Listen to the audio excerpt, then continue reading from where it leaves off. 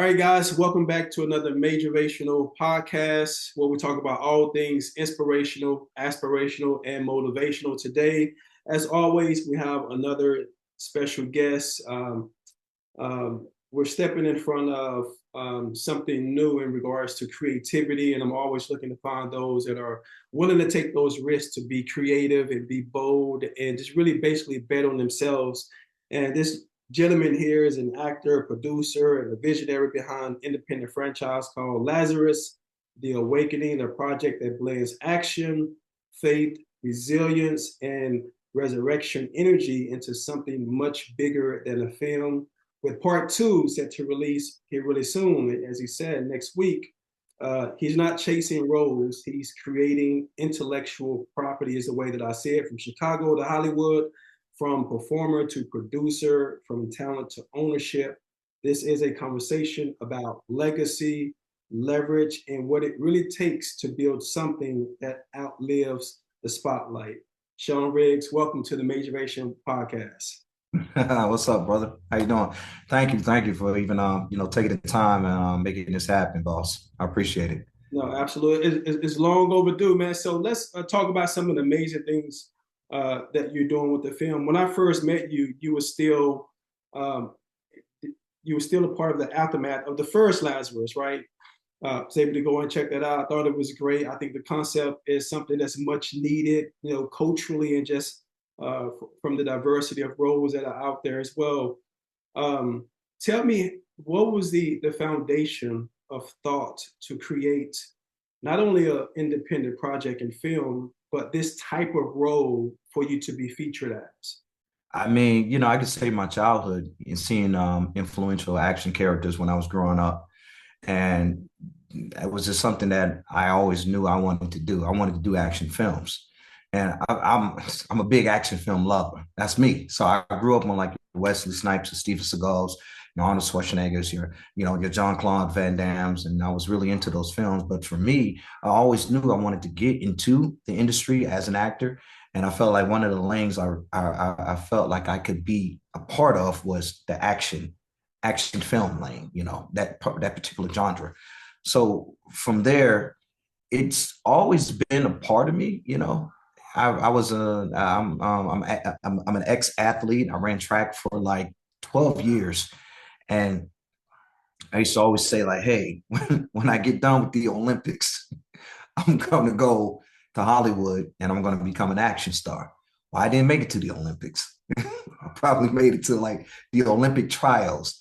But even so, my story took me from Chicago to Atlanta, and I started building out there. I even have a story of how I even got into the industry.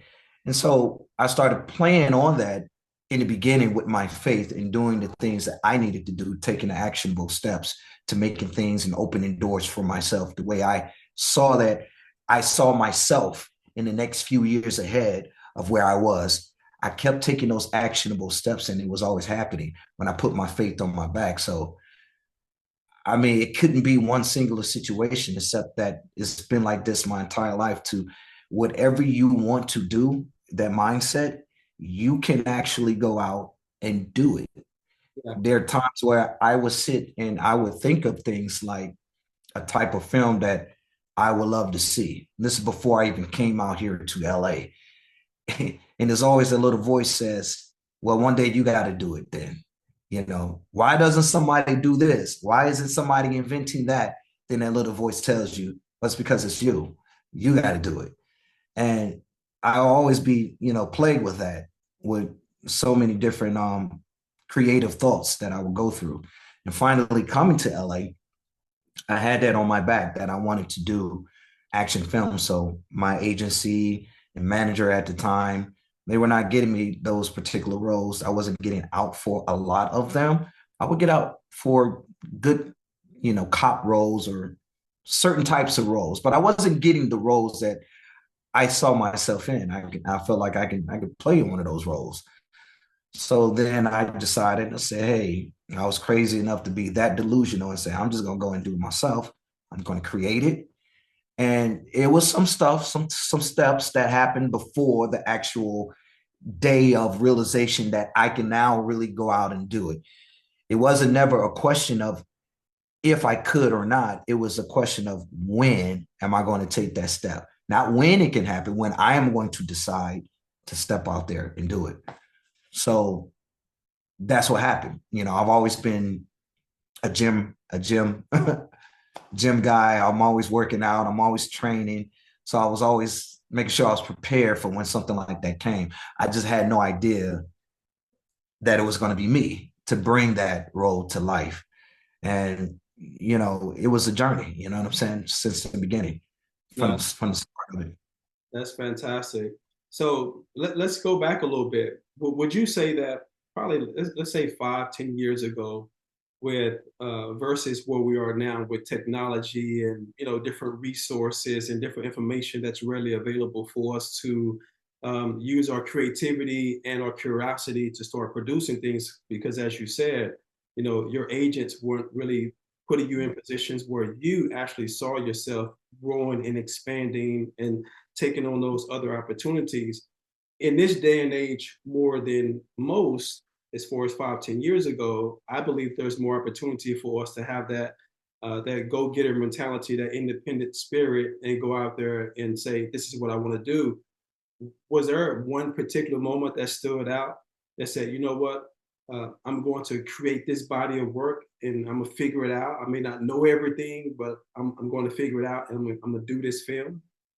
Yeah. When the price of the cameras went down, you know, the equipment was attainable. You know, it was a time where the type of cameras that you wanted to use to bring something cinematically to life, it was a little bit pricier. And you were looking for investors to help you do that, because at the end of the day, that's the most important element that you need. You need equipment, right? And then, of course, you can go out there and you can rent it, but then still, the price point on that can be a little bit expensive. So then there was a point where, before all of this happened with technology, the cameras, the equipment, the things that we can go out there and buy became more accessible for us filmmakers to buy. So, for instance, like the Canon camera, when that came around and people started using the 4K exposure off of that, and it was started to bring independent things to life. Well, then the Blackmagic Ursa was our go-to, and the reason we loved that was because I saw that with the Blackmagic Ursa, it was low light, which means that we didn't have to risk lighting every scenario that we needed, which meant what? You didn't have to pay for a big crew to do that. You didn't have to pay for a lot of lighting. And you could still somehow get that cinematic response off of the camera that some of these other projects that are paying bigger dollars for to get done. So that's the way we saw it. So the key thing was having a director who knew also which type and style of lenses that we would need, you know, certain lighting equipment that could complement the Blackmagic. And so that's how we teamed up hand in hand. When we saw that we can actually buy some of this stuff and then make it our own, instead of having to worry about risking renting something and staying on that line item per line item throughout the entire shoot. Well, now I own the camera, I own the equipment. So sky is the limit with that. So I think that that was the first breakthrough. Was even before that, we were using I forgot the camera we used on it was a film called Call Me King. And I talk about that in a book that I wrote. It's a good friend of mine, Eamon Joseph. He's from Snowfall. He's Jerome Saint. You know this brother. He's been in a lot of stuff. And we were in acting class together. And so when I first met this director, if I even go back a little bit further, he was understanding how I thought about indie filmmaking. And he had knowledge, I had knowledge, I had ambition. We partnered up on that level and then went out and did one project before Lazarus called Call Me King. That was with Eamon Joseph. We bought the equipment again. The equipment was still cheap, right? You know, that's around the time I forgot the camera we used on that one. So anyway, we got it done. And then after that, we were still able to figure out how we can use other camera equipment that was more upgraded than the project that we worked on before, which was Call Me King, and use it on Lazarus. So that was my breakthrough. So I'm sure you hear some of these stories where there are these, these guys are the independent, and I think the independent spirit is more alive more than ever, or it's because of Yes. social media, it's more pronounced and we can see it and we can kind of take on that frequency, right? You know, you see these shorts and people shoot them on their iPhones or whatever, and they're just getting their creativity out of it. And they're not waiting around to have the big $80,000, $300,000 camera or 17 red cameras and all. They're just actually putting out the actual work. In the beginning of my intro, I mentioned intellectual property because that's how I see that you've taken that action. Do you see it as that, or did you see it as that in the beginning, or or could you say that you see that more so as that now as you're building this franchise? I saw that in the beginning. I didn't want to do a one and done. I wanted to do something that I felt was scalable, that was going to progress and be able to build off of that. And that's what you're right. So that was my most important commodity that I knew I had right from the beginning, was holding on to my intellectual property and building it from there. But I also knew that I wasn't going to really solidify it as that franchise until I got to part two. And then now I know with that leverage, I can keep moving and I can keep going off of derivatives. If I want to attack a TV series next, I can do that, or a part three, or merchandising. From we got the books right here. Part one, I did had a lookbook. We put a lookbook together, and all of that. I wanted something that I felt universally that could grow, and from the characters' costume to animation, video games. That was something that I saw that I wanted to see a universe grow from this particular character in this whole world. So I didn't design it to ever be one and done. It was the prerequisite of it was to build an IP and build an entire franchise off of this first project. No, that's fantastic. In this day and age, I believe that especially young men, young boys that are watching certain shows or whatever, there is an opportunity to see characters that exist that inspire them, that propel them. And me looking at the first one, obviously, I saw more so of perspective of masculinity, and also Uh-huh. some strength and resilience as well. Is that just the character that was written, or was that intentional to kind of showcase that frame in that way? That was intentional. There are things in life that happens to us, that happen to me, right? All right. So his character, he can absorb the souls of his enemies. He can use it for healing himself. He can use it for good, or he can use it for bad when he's exacting his revenge on his other enemies around him, right? So in my life, I've used every scenario, whether it was good or bad, as an advantage to take myself to the next situation. So if there was something negative, I fed off of that and I used that energy to do something good. Get what I mean? So I felt like this character was synonymous with a lot of the stuff that I went through in my life. I feel like I have been buried and you thought I was gone, and then I come back, but because of my own perseverance. And I feel like that type of guidance in my life could resonate with this character and the superhero powers. And I could put that there. There's a certain biblical context that's in there. And I left that there. But I'm going to build off of that more and more as we grow the franchise, if that makes sense. Because that's pretty much everything that's happened to me in my life, man. And I feel like if I'm gonna use that mental collaboration of what's going on in my life to this character, then this character would be a perfect one to do that. What is your relationship to rejection? How have you been able to use rejection as fuel, as kind of like your roadmap to continue to push yourself forward and just kind of tap into that resilience? Because in Hollywood, I've been a part of it myself for over 20 plus years at different capacities, obviously, and you hear a lot of no's. And I actually was with Jamie Foxx last night, but I was actually with him for 20 plus years in different capacities as well. And one thing he said to me many years ago, he said, Hollywood is the land of the fast yes and the slow no. And I had to have him dissect that and break that down. The slow no is, oh man, we love you. We definitely gonna work together, right? But that sounds to the person that's looking for an opportunity, that sounds like it's really some movement. But the yes is just yes. who are the managers, who are the attorneys, what are the scripts. Let's get to work, right? The slow though is a pat on the back. You did great. We're definitely gonna work, bro. The daps and all the other shenanigans. So how important is how you handle rejection, and how do you do that? You got to know who you are. You got to know what the end looks like. You got to know the outcome. If you know that, then none of that, I mean, it's going to hurt along the way. You're going to get some times where you're all the way right here and then you just get left hanging. That's just how it is. That's how the industry is built. But you got to know who you are and where you see yourself. You know, I mean, every person's situation is different. You know, if I speak on that, I almost got to take it a step back, like to when when I booked S Curl, I was on the S Curl box for years, almost 20 years, 2000, I think it was from 2000. It probably still on there, right?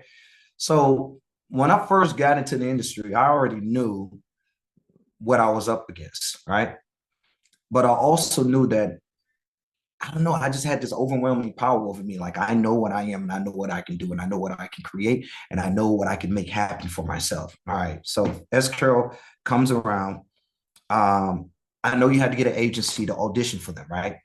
I wanted to be on the box. This is something simple, bro. All right. This is nothing. Okay. I just want to be on the box of S Curl. I'm in college, and I say, look, I want to, when I get out, when we get done, I was talking to some friends of mine. One of them was a lawyer, and I said, "Hey, when I get done, I'm gonna." I seen this guy on this movie on Hoodlum. He was on the S Curl box. I said, "I'm gonna go get on the S Curl box. I'm gonna figure out that, and I'm gonna get my way into the industry from there." Because everybody knew I wanted to do film and production. I was doing that in school, so they started laughing at me. They were like, "Man, that's crazy as hell, man. You're not about to get on no S Curl box just to get into." The industry. And you're not getting on the S Curl box.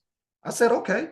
So I took that rejection right there and I said, not to show them, I was going to show myself how powerful I can be with my belief, right? So at the age of, I was so young, man, 19, I believe it was, when all this went down, or before that, before I turned 19. And my mother got me like this, photographer for about $150. We did like these headshots. She said, hey, whatever you want to do, just go do it. Just put in the work. So I'm on newspapers, looking at archives, figuring everything out. And one day I decided, I was sitting at the house. I swear to God, man, I said, I'm not finding nothing how to get to S Curl. These agencies, I want to figure out how do I get to them to get on the box. So I went to the local store and I grabbed an S Curl box off of the shelf. I saw the address on there. And I said, took that address, went home, I wrote a letter, and I sent my headshot. I can't remember what I wrote on the letter. All I know is I wrote a letter, and it was just, I could be on the box, I guess. Let's just play that game. I want to be on the box of S Curl. So years later, it wasn't that long, I'm in the ATL at this time. Now I'm 19. My sister, I'm staying at my sister's house, and she had yelled out to me in the basement. She said, hey, Sean, Mom said that somebody left you a message in Chicago from Luster Hair Products. It was S Curl. And I was like, what? I called them back. Swear to God. Lady tells me, yeah, we're doing a campaign now for the next, S Curl models.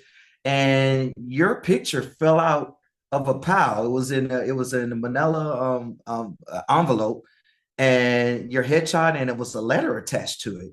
Do you have an agent? And I was like, no, I just sent that there. And she's like, well, can you come audition? And I said, yeah.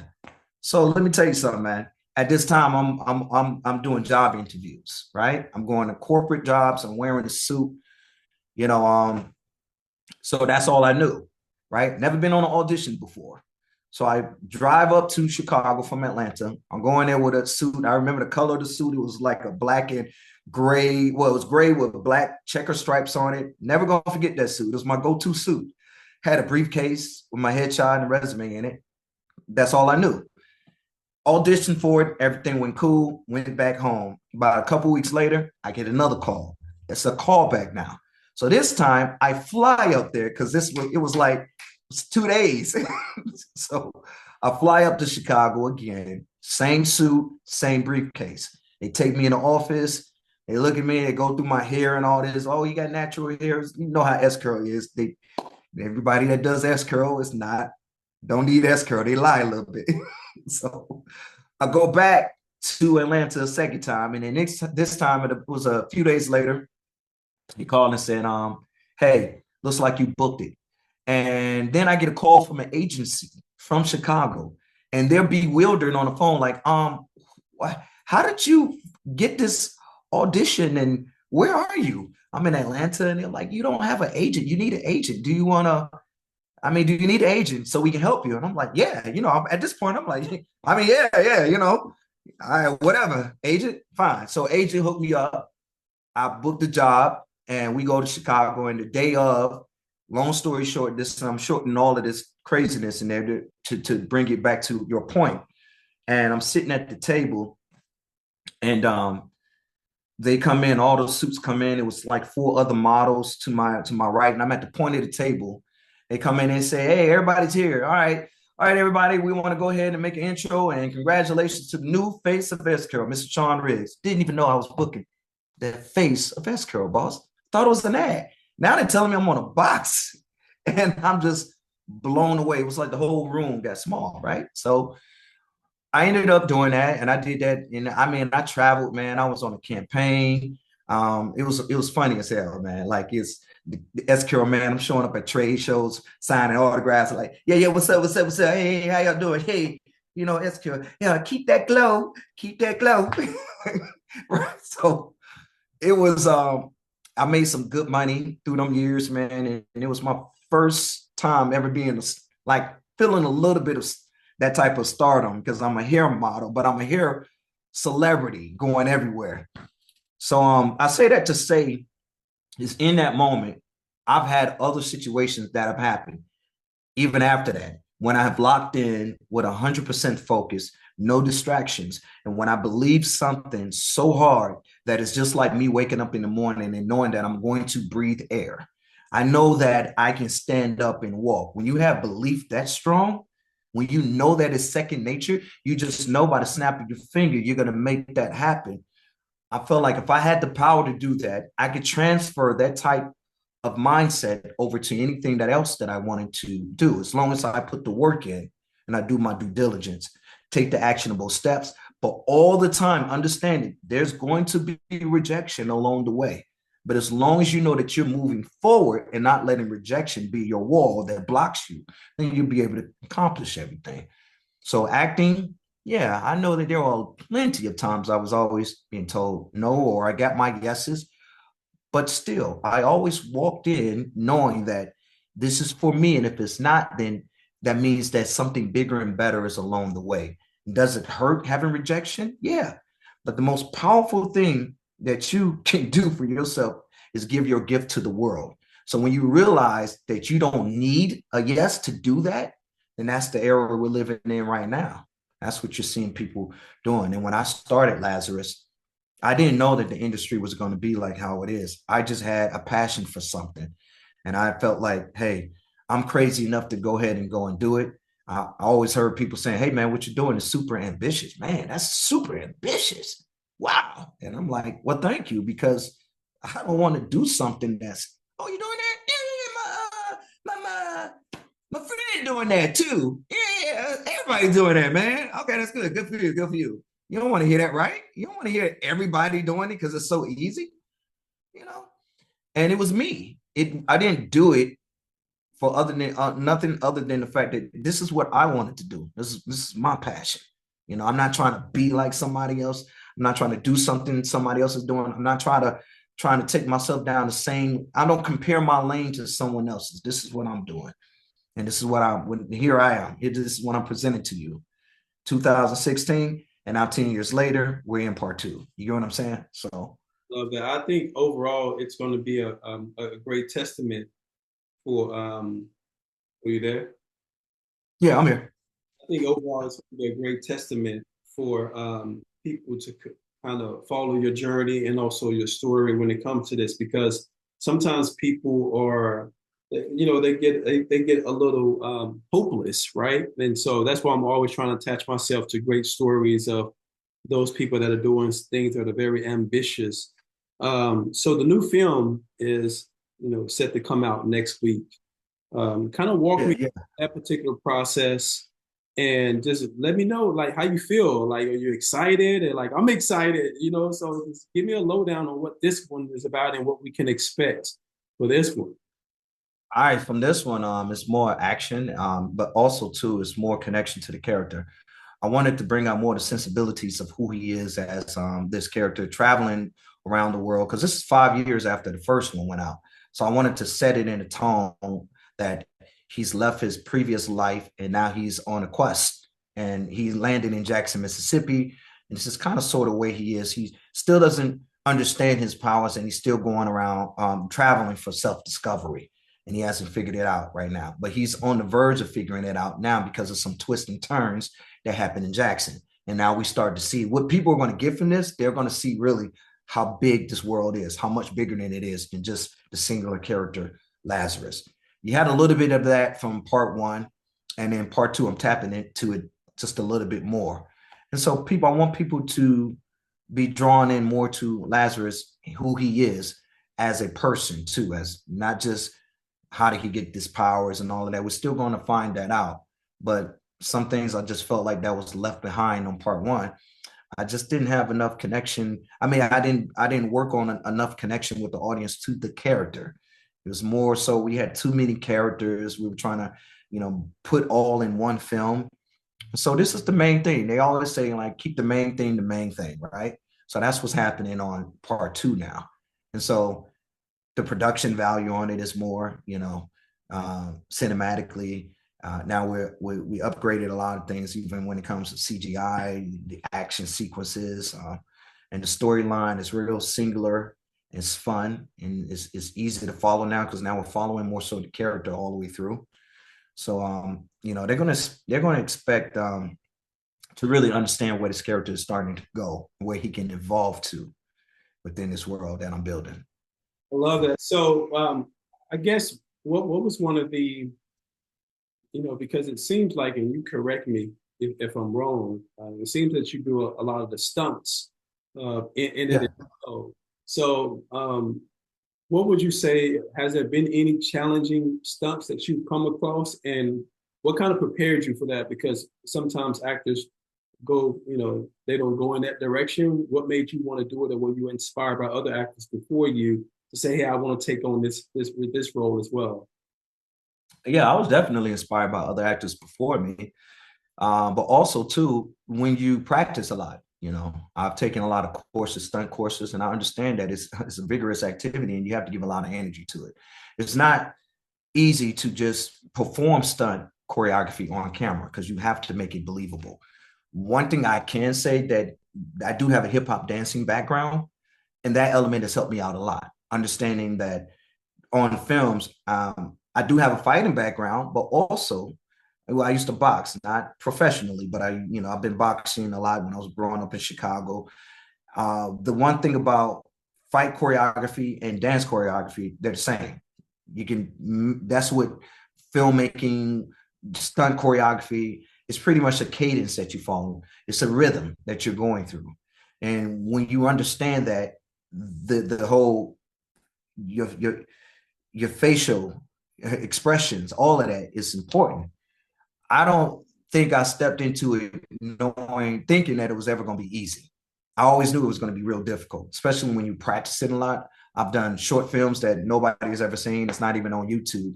And I've understood that this is continuous. So I had to basically train and constantly train and make sure I'm ready for that, especially on this one.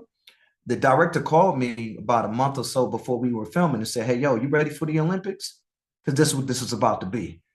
So I could say like, and one of the most challenging ones, if I can take it down to one situation, was on Lazarus Part One. We had to do some wire work, and I had to basically get hit, and it was this force of power that supposedly takes my body, and I explode up into the air, and I go over a car, and I land, on the other side of it. Now, practicing stunts, I realized it really doesn't matter if it's pulling you or taking you and there's something over there. You got to figure out how to make sure you get there. Because if you don't, then yeah, it's not gonna be right. You're gonna be on the ground. And so I practiced that, and I remember it was a couple times I did fall on the ground. But yeah, that was a challenging one for me because then I ended up, it was a car I couldn't afford to damage Right, right, production wise. right. So I was able to do it. But at the same time, it was liberating because it's like, now I got that done. But yeah, I will say that this part two, it was a lot of work.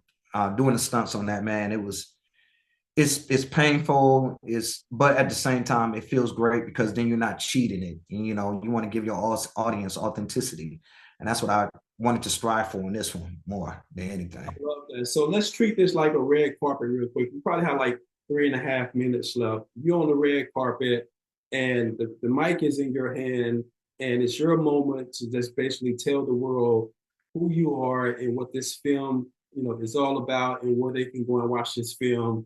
The floor is all yours. What's up?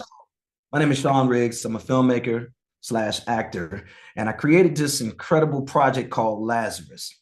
Lazarus, The Awakening is a sequel to Lazarus Part 1. Lazarus, the character itself, he's a significant world that I'm building, a superhero character, and I would love for people to go out and see what his powers are about. He regenerates himself with other people's essences and their souls. So on this one, it's going to be in select theaters coming out next week on the 20th, February 20th, and it's going to be available on video on demand. All platforms pretty much on Fandango, Apple TV. And what I feel like people are going to get from this is a new world that we're building. This is a new entire world that you haven't seen before. It's grounded, it's gritty. It's almost as if you're walking down the street and this type of character walks past you. It was a passion project of mine growing up in the city of Chicago.